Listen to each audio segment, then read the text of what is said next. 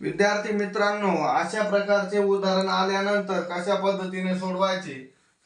आनंद बाळूच्या तुलनेत 2.2/3 पट वेगवान आहे. जर आनंदने बाळूला सुरुवातीला 80 मीटर धावण्याची मुभा दिली आणि दोघेही एकाच वेळेत अंतिम खूण ओलांडत असतील तर धावपट्टीची लांबी किती? या ठिकाणी आपल्याला धावपट्टीची लांबी ही काढायची आहे. या ठिकाणी आपण जर बघितलं, आनंद बाळूच्या तुलनेत 2.2/3 पट म्हणजे 3 दुने 6, 6 दुने 8 म्हणजे 8/3. म्हणजे थोडक्यात आनंदाचा वेग हा जर 8चा असेल, आनंदाचा वेग हा 8चा असेल तर बाळूचा वेग हा 3चा आहे.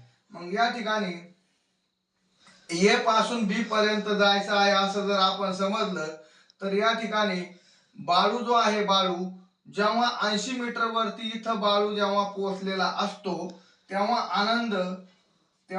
आनंद हा या ठिकाणापासून धावण्यास सुरुवात करतो आणि शेवटी अशी एक वेळ येते की दोघे पण या बी या ठिकाणी सोबत पोहोचलेले असतात. मग तुम्हाला जर प्रश्न विचारला की हे असं कशामुळे शक्य आहे, तर तुम्ही म्हणाल की सर, या ठिकाणी जो वेगातील फरक आहे, म्हणजे आनंदाचा वेग हा 8चा आहे आणि बाळूचा वेग हा 3चा आहे.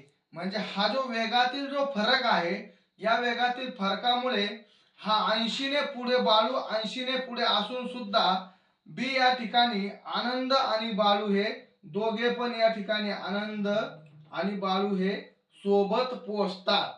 मग हे कशामुळे शक्य होतं, तर वेगातील फरकामुळे. मग दोन्ही मधील फरक जर बघितला तर तो 5चा फरक आहे, म्हणजे 5 युनिटचा, 5 भागाचा फरक आहे. मग 5 भाग म्हणजे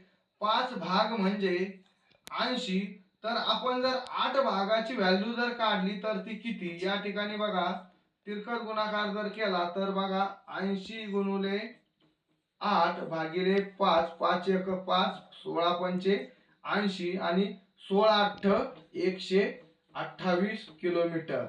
म्हणजे त्या धावपट्टीची लांबी 128 किलोमीटर असेल. जय जवान जय किसान.